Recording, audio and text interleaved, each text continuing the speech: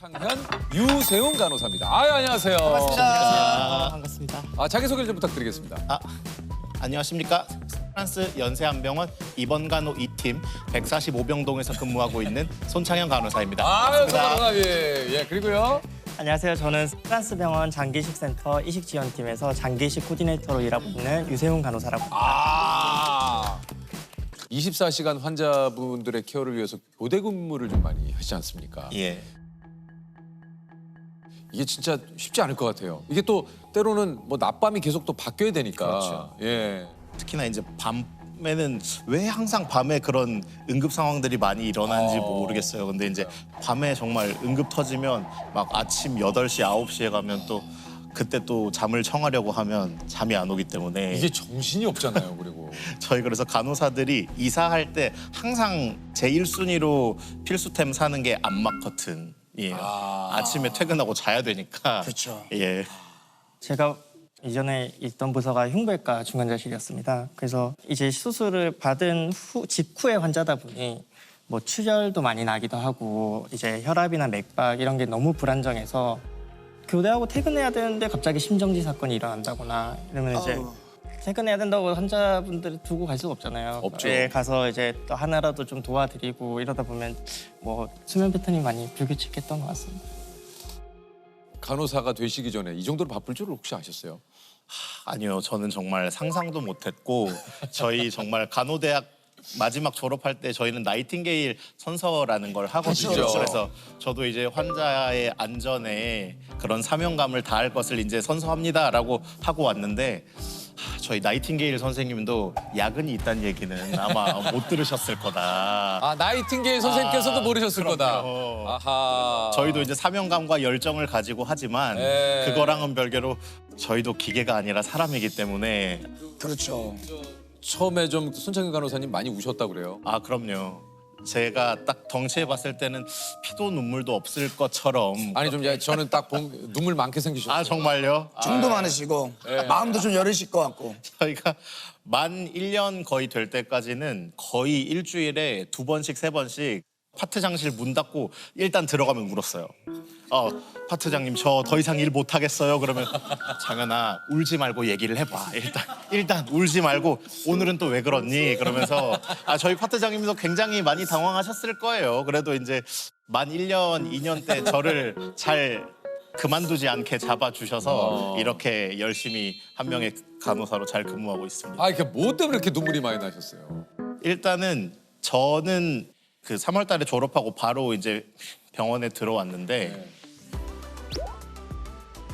수행하는 것도 사실 익숙하지 않은데 환자분 그리고 보호자분들은 저희 병원에 이제 어떻게 보면 브랜드를 보고 그런 의료 실력을 보고 찾아주신 분들이라 이게 30년 차 선생님이든 아니면 신규 간호사든 똑같은 옷을 입고 있으니까 그쵸. 그에 걸맞는 의료 서비스를 기대를 하신단 그렇죠, 말이에요. 그렇죠. 근데 그거에 대해서 일단은 만족시켜드리지 못하니까 그게 가장 마음이 아팠고 그리고 지금도 그렇지만 아픈 분들을 케어한다는 게 약간 그렇죠. 멘탈이 버티기도 쉽지가 않아서 정말 많이 울었습니다. 정말. 저는 이제 왜 드라마 같은 데서 보면은 환자분이 갑자기 막 발길질하면서 앞에 있는 모니터가 막 떨어지고 간호사 때리고 막 침 뱉고 이런 걸 진짜 현장에서 당한 적도 있었거든요.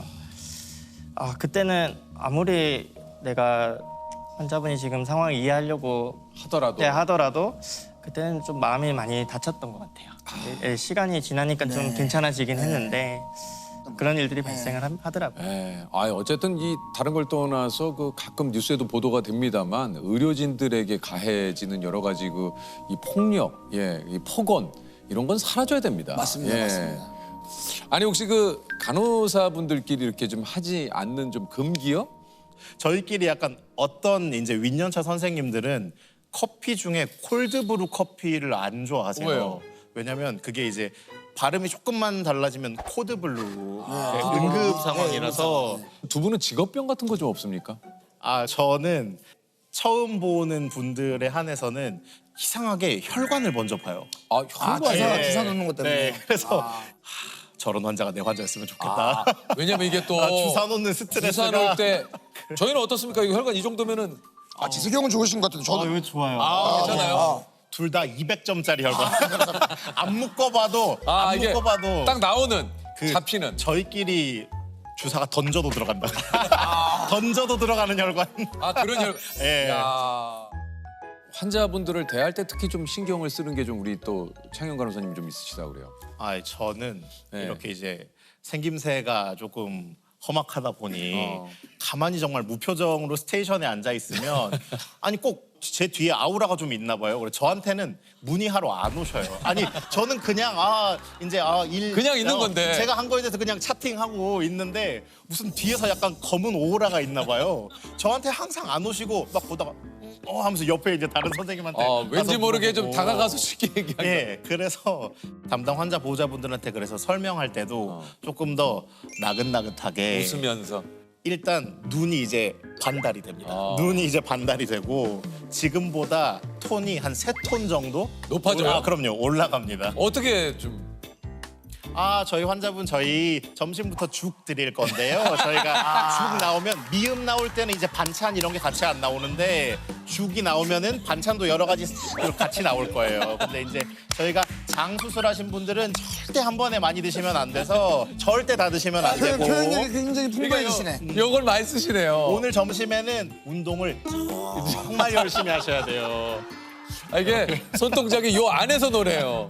착할 때. 제 담당 환자 보호자분들은 아실 거예요. 제가 다 이렇게 하는 거. 과식하시면 절대 안 돼요, 아버님. 원래 안 하셔요. 과식은 안 하셔요. 아니면 조금 너무 무서워하시면 처음부터 이렇게 헤어밴드나 이런 거 좀 귀엽게 하고 있거나 이제 그런 건 안 됩니까? 약간의 거부감이 듭니다. 오히려. 그런 거 하면 제가 가끔 크리스마스 시즌에 네. 저희끼리 이제 기분 낸다고 가끔 제가 루돌프 머리띠랑 예. 이런 거 같은 근무번에 하거든요. 그러면 쟤는 뭐지? 약간 관종인가? 약간 할아버님들도 그러다 총 맞아 그러면서 사냥꾼 오면 총 맞아 그러면서 그러다 그걸로. 총 맞아. 예. 두 분은 간호사 일을 좀 어떻게 좀 시작을 하시게 됐는지. 제가 이제 재수를 했거든요. 네. 그래서 재수를 하면서 그 당시에만 해도 간호학과의 남자라고 하면 왜 가지? 이런 인식들이 굉장히 많았거든요. 그럼. 그때.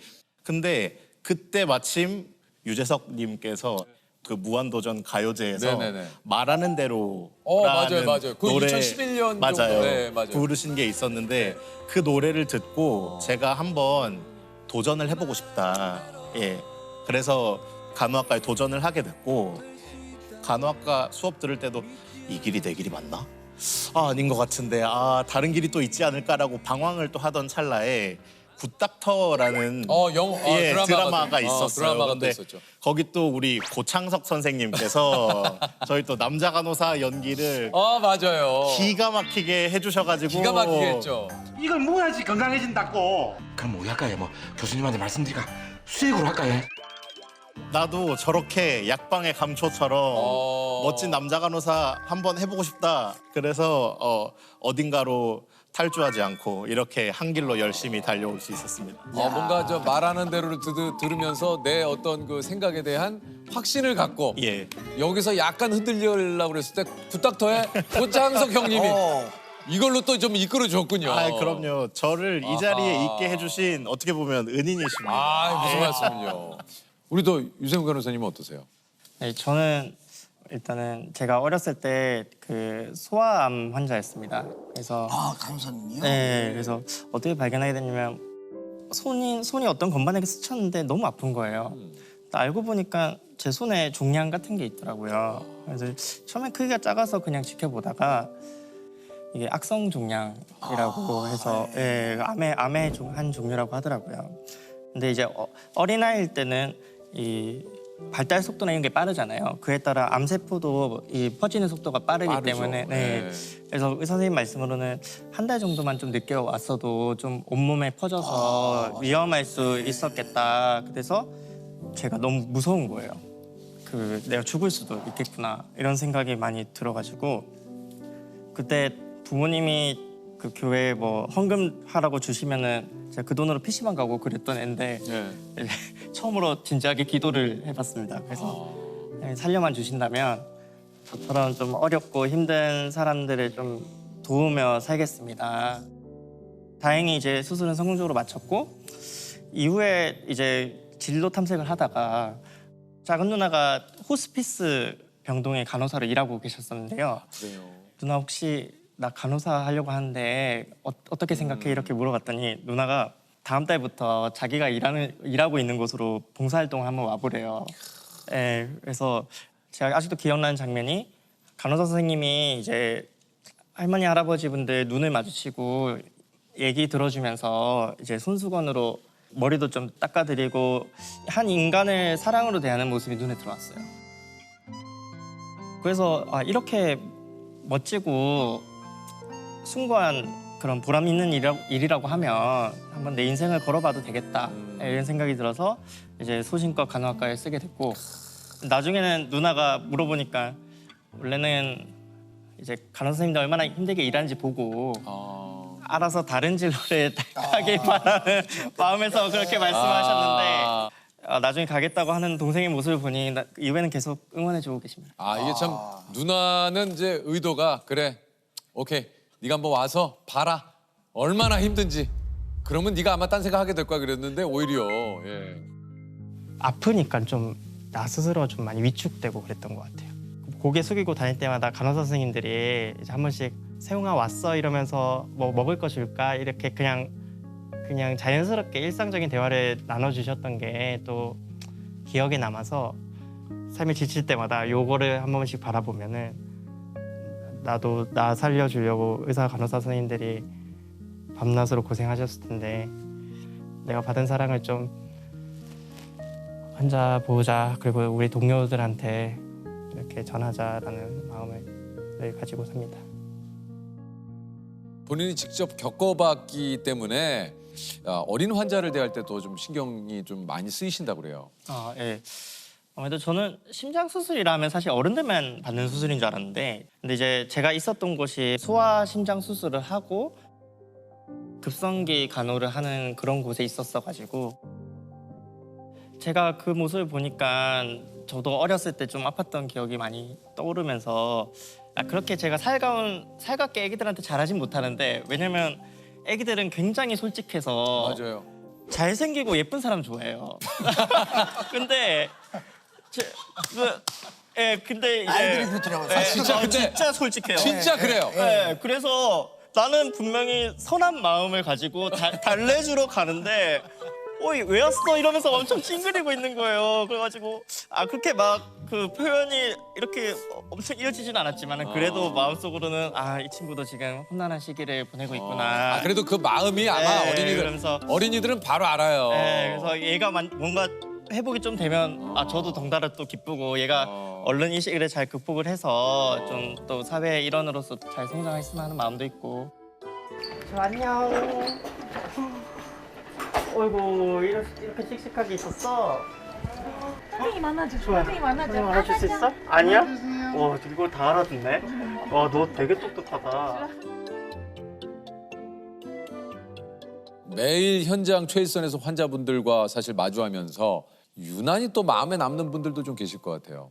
저 같은 경우에 3번이나 이제 수술하러 입원을 하시고 사실 이제 점점 상태가 안 좋아지시는 바람에 이제 연명의료 포기 각서를 이제 쓰시고 경과 관찰하던 분이었는데 어느 날 밤번에 이제 근무를 들어갔어요. 근데 이제 환자분이 가만히 제 손을 잡으시면서 선생님은 앞으로 더 많은 사람을 살리실 거니까 선생님한테는 제가 스쳐가는 한 명의 환자겠지만 저는 선생님을 기억할 거니까 선생님도 저를 꼭 기억해 주셨으면 좋겠어요 하면서 제 손에 손수건을 하나 꼭 쥐어주셨거든요. 그래서 그거를 아직도 집에 가지고 있는데 그날 밤도 이제 마지막 순회 돌면서 이제 땀 엄청 많이 흘리면서 그렇게 순회 돌고 있었는데 제 손에 요거 손수건을 쥐어주셨어요. 그래서 이게 뭔가요? 그랬더니 선생님이 너무 이제 열심히 땀 흘리면서 케어해 주시는 거에 감사해서 이런 걸로 선생님 땀 좀 닦아드리고 싶어서 드린다. 저는 사실은 살 날이 얼마 안 남은 것 같은데 그리고 선생님한테 저는 그냥 한 명의 지나가는 환자일 수도 있는데 저는 선생님을 기억할 거니까 선생님도 저를 꼭 기억해 주셨으면 좋겠다 하시면서 요거 손수건을 제 손에 꼭 쥐어 주셨거든요. 그때 이제 너무 안쓰러워가지고 집에 퇴근하고서 인수인계 주고 퇴근하고서도 많이 울었는데 제가 이틀 쉬었다가 그 다음날 들어왔거든요. 근데 그 다음날 들어오니까 안 계시더라고요. 그래서 다른 선생님한테 그 환자분 어디 가셨냐 물어봤더니 임종하셨다고 하셔가지고 이거 그냥 환자분은 더 이거 쓰시고 더 땀 닦고 열심히 일하세요 아마 그런 취지로 주셨던 것 같은데 너무 죄송하게도 제가 집에만 모셔놓고 있어요. 지금도 뵈면은 많이 힘드시죠? 잘 계시죠? 할 것 같은데